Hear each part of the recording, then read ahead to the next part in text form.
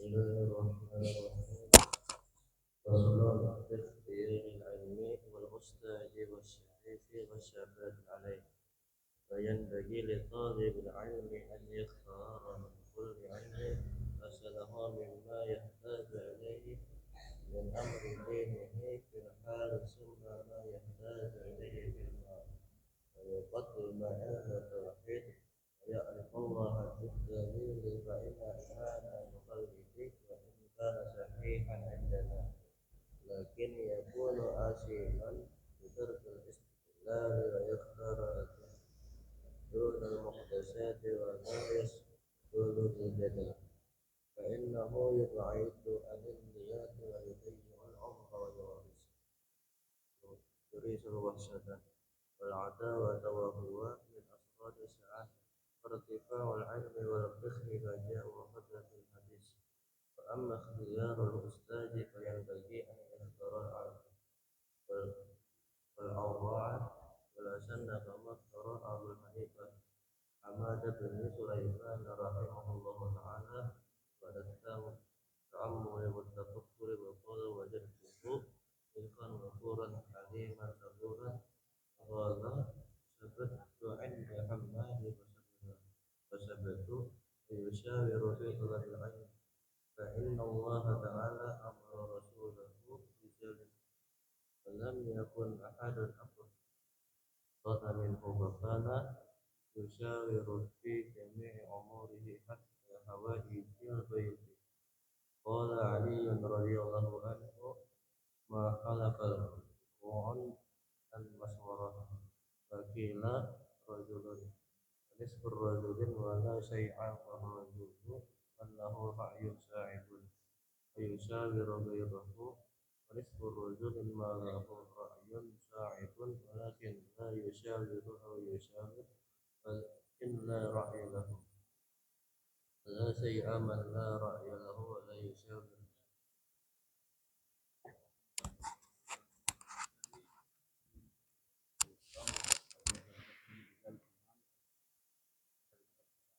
Fatihah.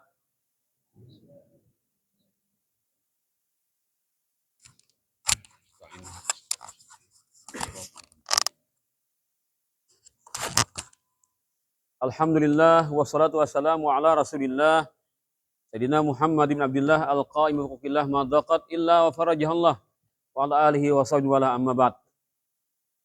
Halaman 11. Penuntut ilmu hendaknya memperhatikan apa yang tersebut di atas.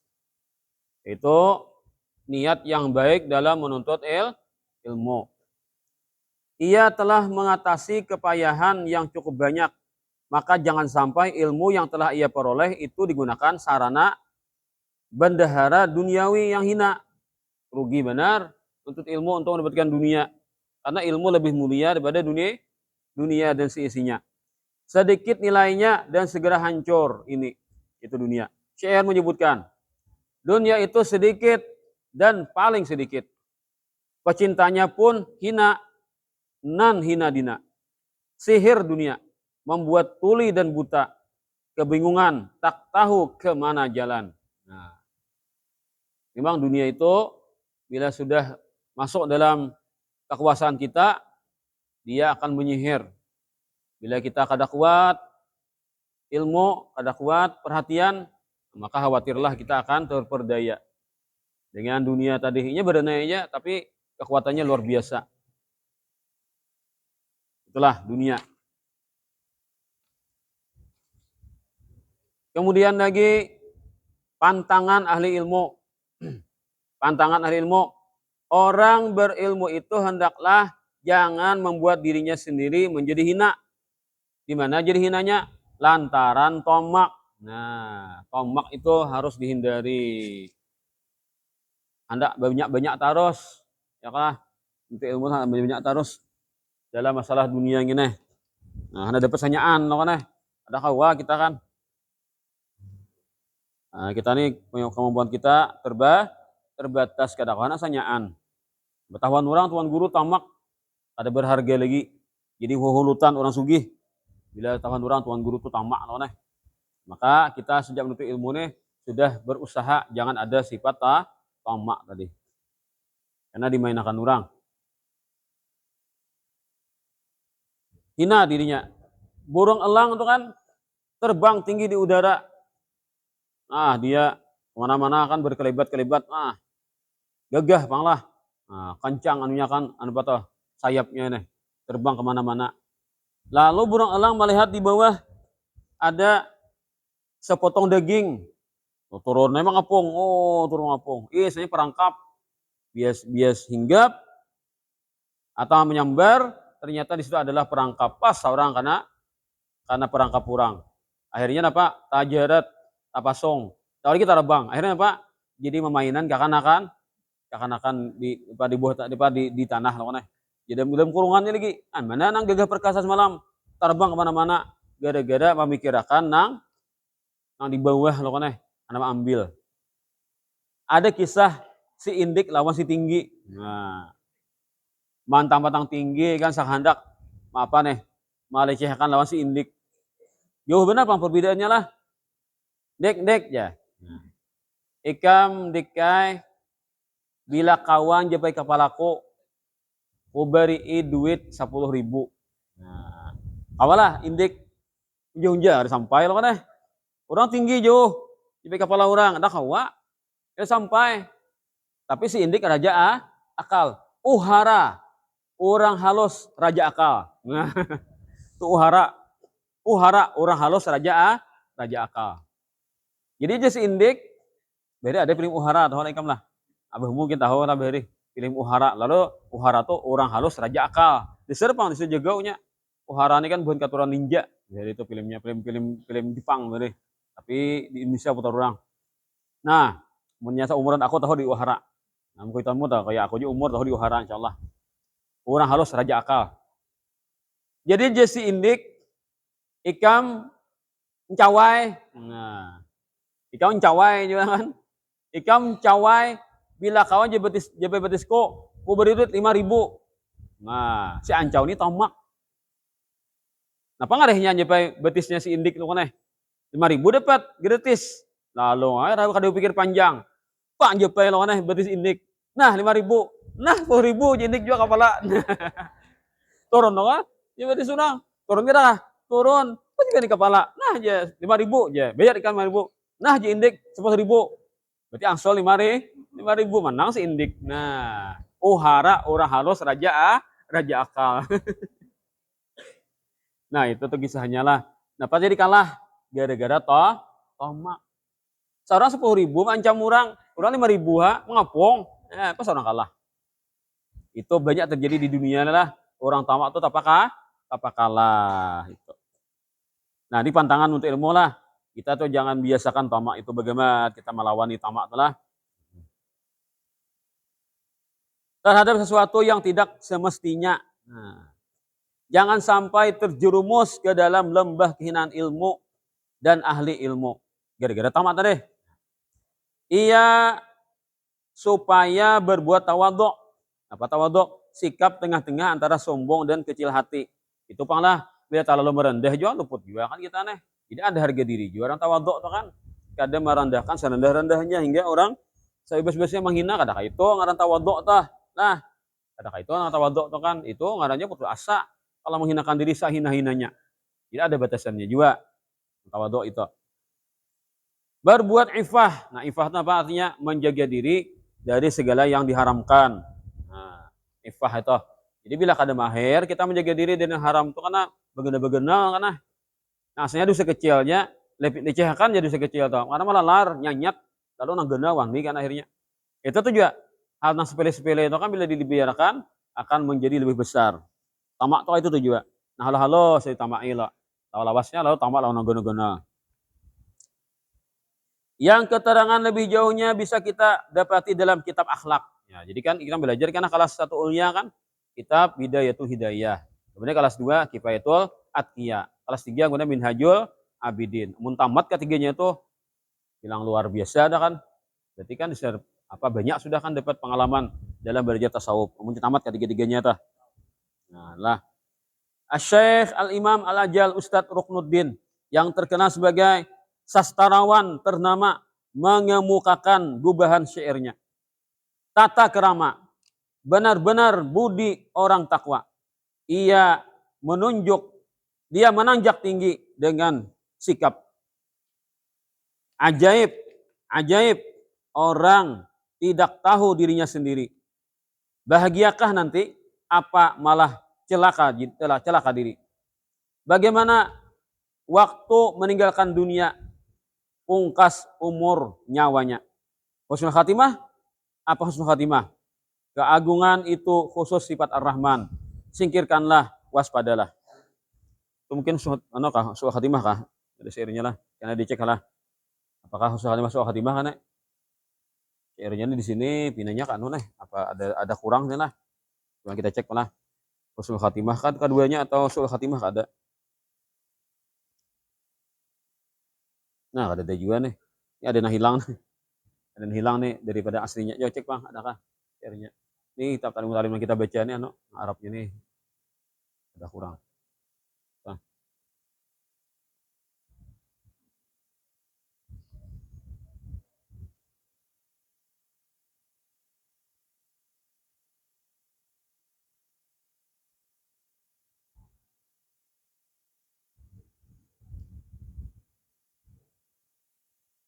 Oh, kada lah bahasanya kada terang-terangan. Mustafalun au murtaqi. Ya deh berarti suul khatimah lah pertama tuh. Suul khatimah apa husnul khatimah? Tuh dibedakan. Karena insyaallah di pun bisa direvisi kan. Jika sempat. Keagungan itu khusus sifat Ar-Rahman. Singkirkanlah, waspadalah. Jangan sampai kita mengambil kesombongan. Kan keagungan itu sombong artinya. Hanya Allah yang berhak sombong. Kita jangan mengambil itu. Kepada sahabat-sahabatnya, bila sahabat inilah murid lah, nya bila ashab tuh bila ashabus syafi'i, ashabul maliki itu murid artinya. Ada anunya kan talamid, ada bahasanya ashab tuh murid-murid. Kepada sahabat-sahabatnya murid. Abu Hanifah berkata, besarkanlah putaran surban kalian. Kenapa disuruh beimamah guna-guna surbannya putarannya nih. Dan perlebarlah lubang lengan baju kalian, gubir. Lengan baju itu gubir.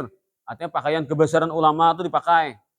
Nah, ucapan ini dikemukakan agar supaya ilmu dan ahli ilmu tidak terpandang remeh. Nah, itu tak. Jadi kalau tuan guru pakai baju hanyar, niatnya apa? Supaya aku jangan dipandang orang sepele.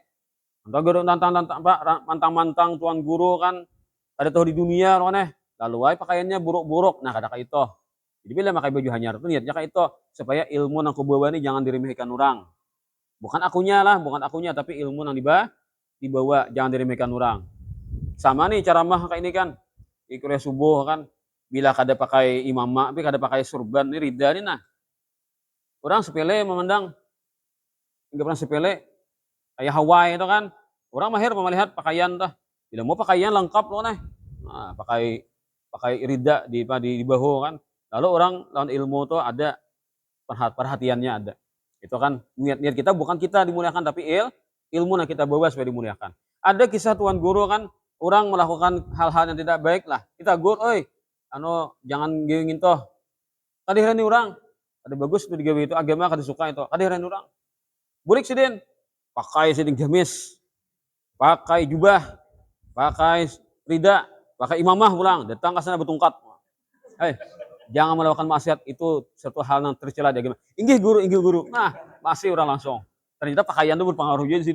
Nah, tapi bukan untuk memuliakan diri, tapi menyadarkan orang agar ini ilmu agama ini suatu yang termulia, terhormat.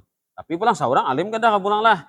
Nah, masih nang bejuju baca kitab, anak itu butongan. Nah, alih pulang lah, tawakan orang pulang kan. Umur belum 40 lagi betungkat deh. Kan kehendakan Tuhan lo kan Tungkat tuh kan disuruh umur 40, ya betungkat. Nah dibaca kitabnya Malayo. Hadirilah majlis taklim malam ini tanggal seano. Dilengkapi dengan maulid ini. Nah, penceramah, gambarnya. Nah, kan gamis, pakai baju jubah kan. Karena imamahnya berida, imamah betungkat. Kitabnya apa? Kitab Melayu. Nah, kurang apa kayak nang harat itu kan kita apa? Pembacaan kitab tafsir. Apa tafsir nang gede-gede tah? Nah, 4 biji tafsirnya. Bajar kan pakaian naharat, kitabnya naharat juga dibaca, ini kitab Melayu, tungkat dia juga. Orangnya anom masih. Nah, ini kehandakan jadi tuh Tuhan. Kemudian santir arudah jangan kayak itu. Alus arudah jangan kayak itulah. Memberi supan nah, beri supan nah kayak itu. Yang anak itu kita alus arudah lah. Jadi lihat di rahimallahu mar'an arafa qadra nafsihi. Semoga Allah merahmati seseorang yang mengerti bagaimana posisi dirinya. Jangan hendak gaya tuh gaya kelajuan.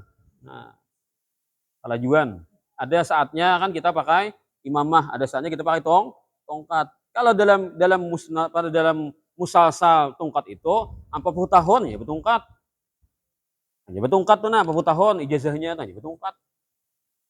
Mundur anom aja ijazah sudah kain nama makainya.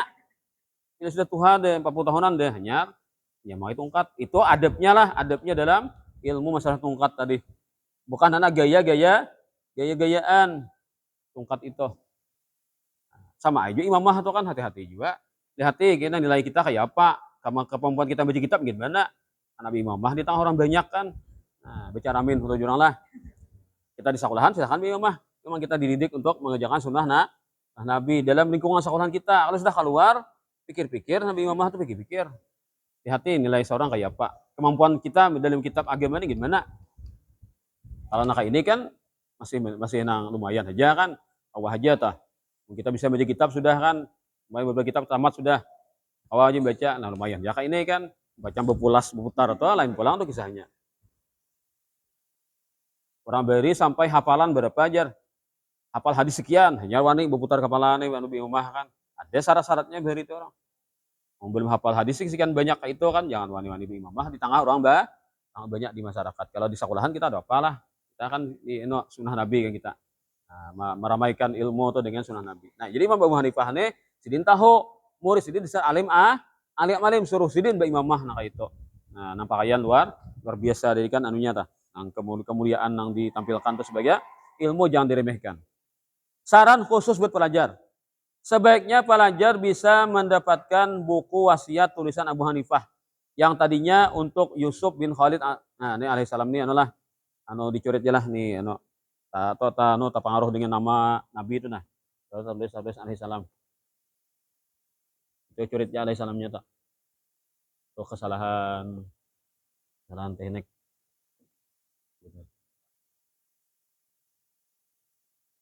Kemudian As-Simti. Jadi Yusuf bin Khalid As-Simti atau rahimahullah jangan ganti.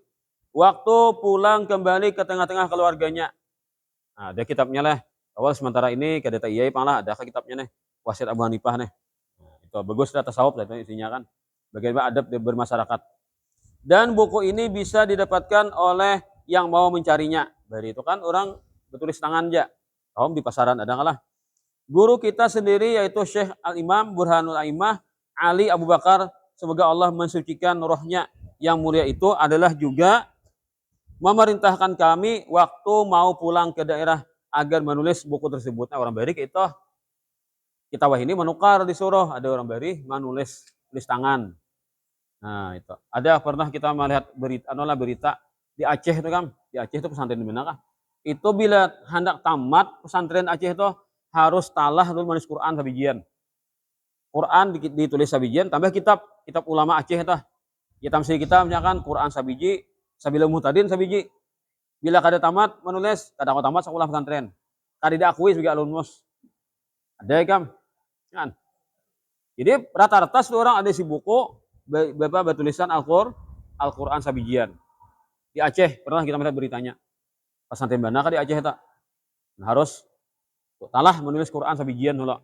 Dan kitab sabijian. Nah, jadi kita kan jangan pemalah Quran sabijian lawan misalkan Iradus Salihin misalkan menulis tangan. Hanya diakui alumnus. Nah, di Aceh itu orang caranya. Jadi lalu berkahnya tuh ada. Kan Quran tuh kalau ditulis kan ada tuh berkahnya masuk. Kenapa? Karena kita fokus mata melihat, tangan kan menulis soalnya.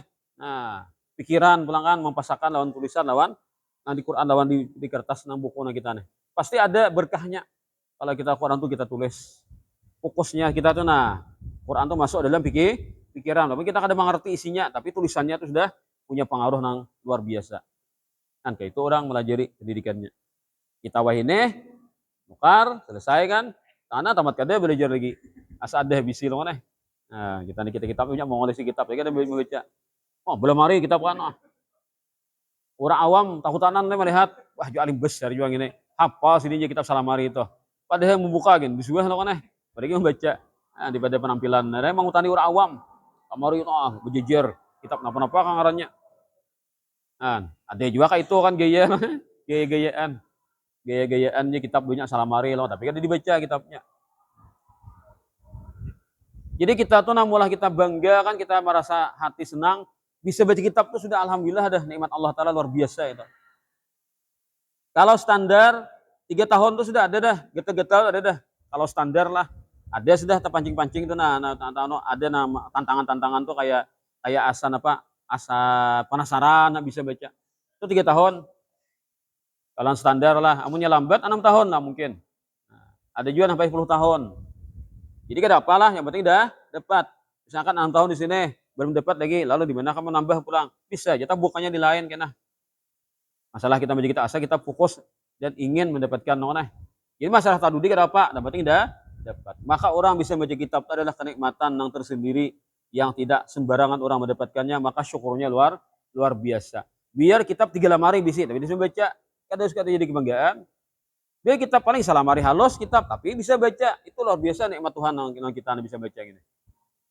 Ikam tafsir lain tuh nah, tamat sabijian nah, paham. Suruh tafsir yang lain, insya Allah bisa baca. Itu hebatnya kalau kita ada kemampuan bisa baca kitab itu.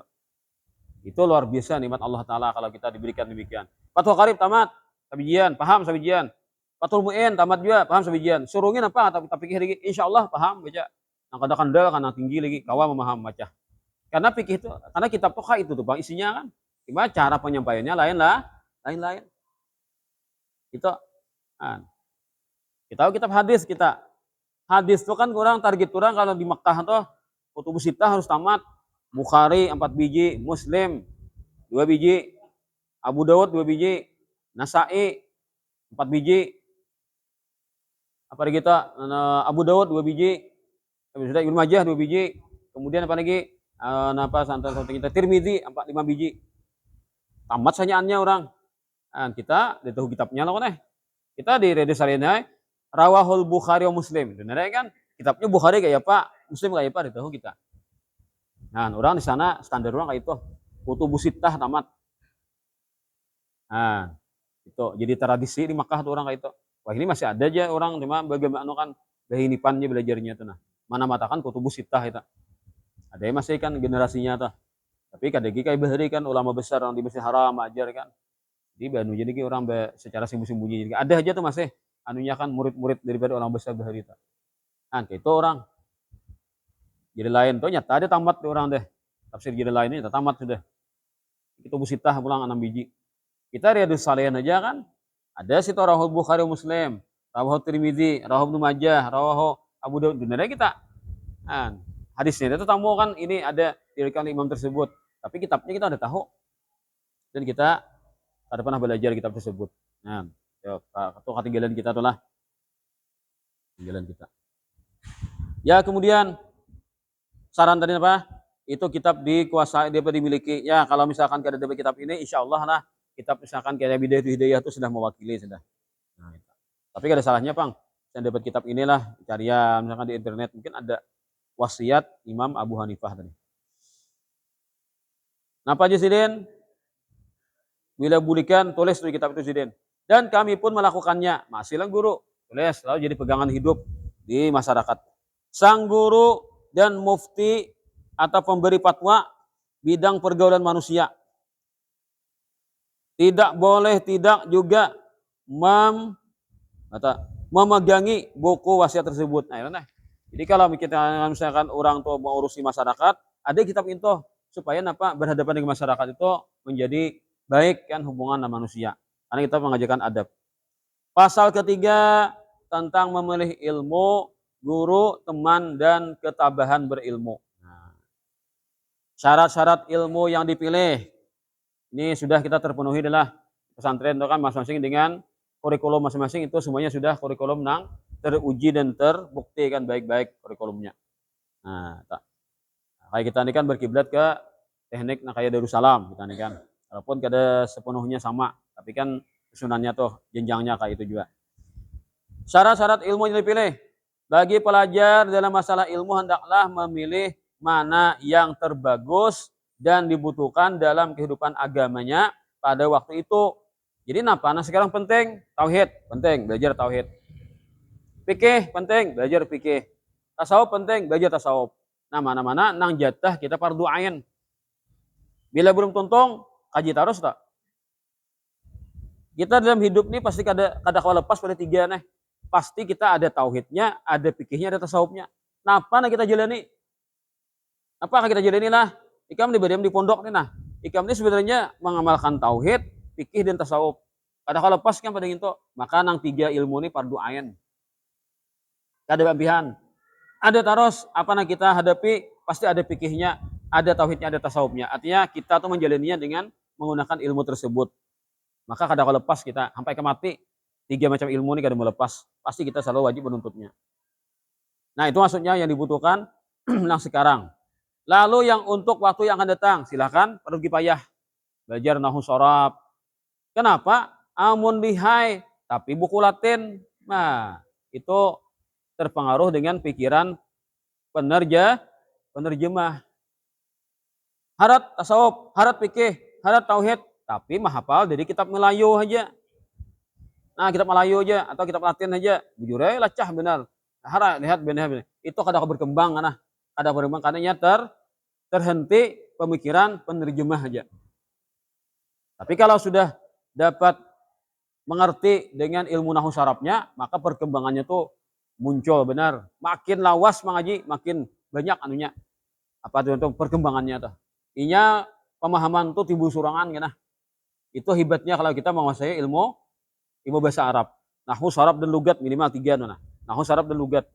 Itu bilanya bujur-bujur dikembangkan, karena pemahaman-pemahaman itu muncul sorangan gitu. Sampai ada nang kawan baca kitab nang bisa belajar, paham. Nah, itu hebatnya ilmu bahasa Arab ini. Apalagi kalau ada balagahnya, ada mantiknya, ada arutnya, begini lagi. Nah, ini pentingnya kita ilmu nang tersebut. Fardu kifayah, tapi kesannya atau manfaatnya luar biasa. Memang kalau fardu ain tuh cukup dengan terjemahan cukup aja fardu ain tuh. Ingin situ aja kan. Tapi kalau sudah fardu kifayah nah masuk akan berkembang kemana-mana kan.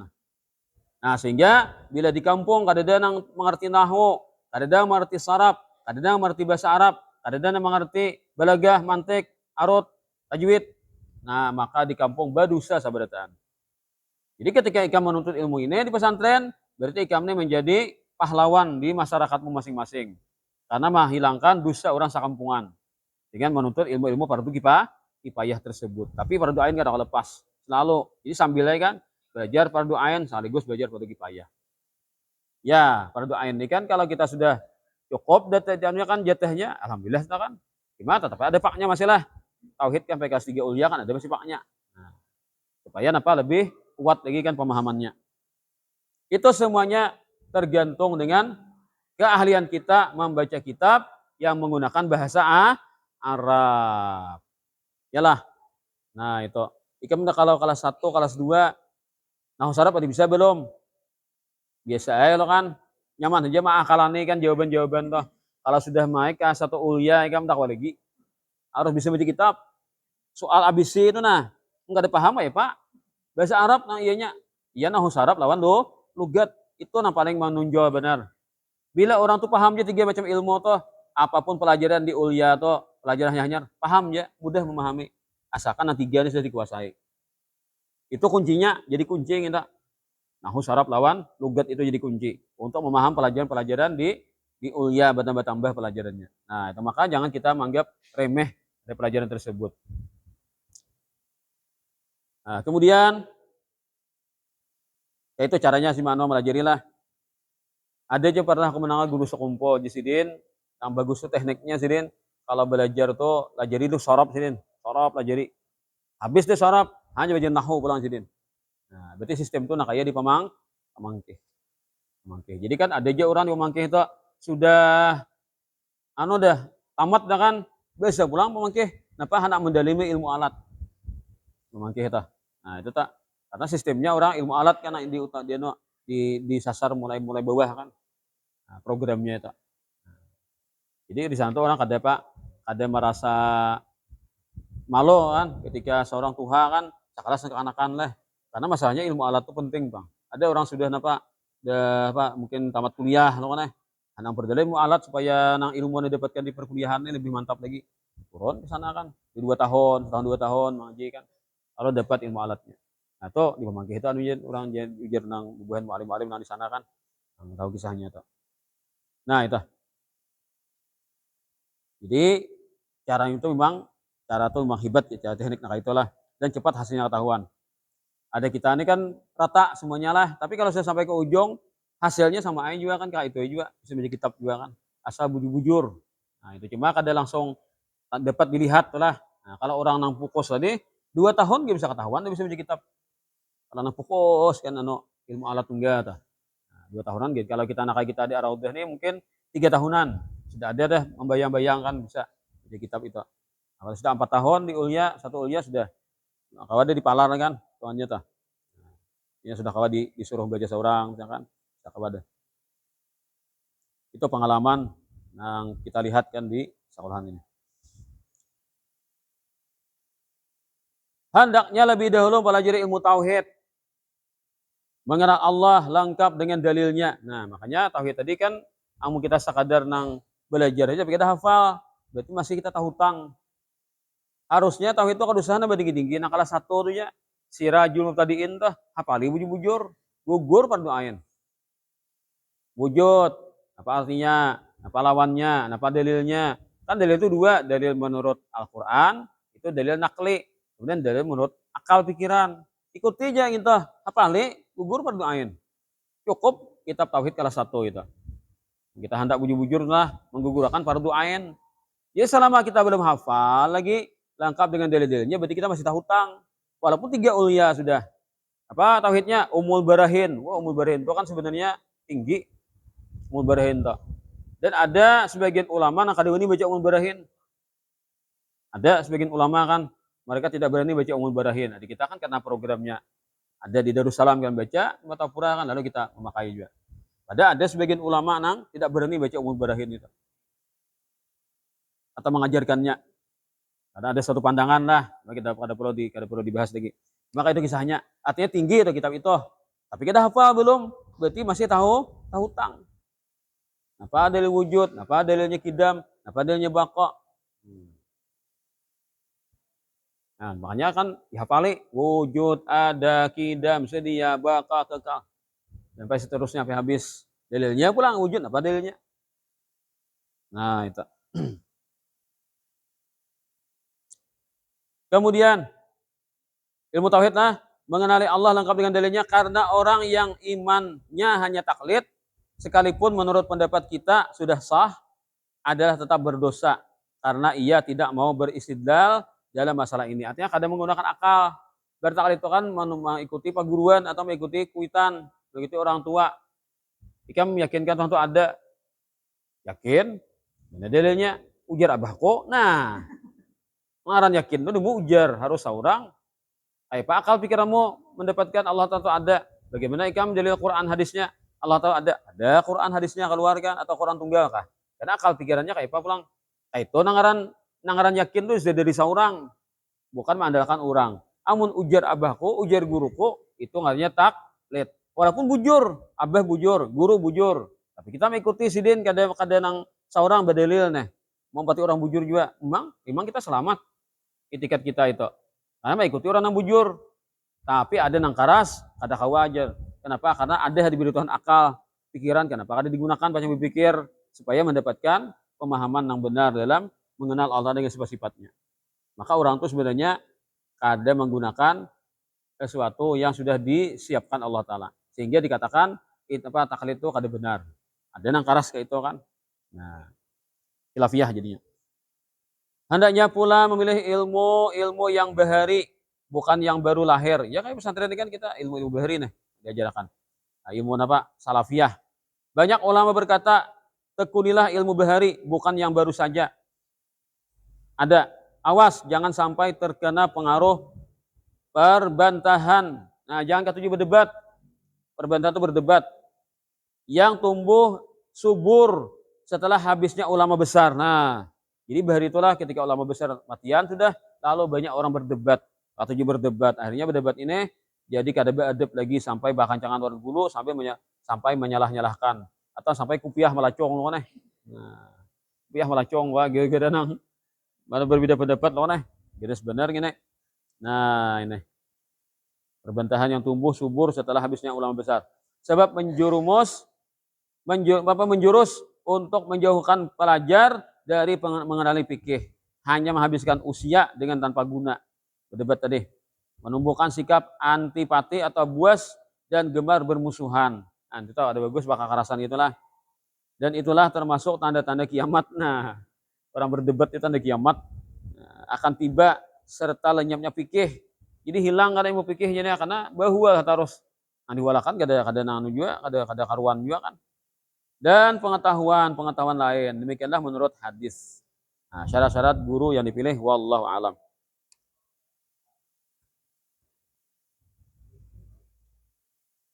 Bismillahirrahmanirrahim. Alhamdulillahirabbil alamin. Allahumma shalli wa sallim ala sayyidina Muhammadin wa ala alihi wa sahbihi ajmain.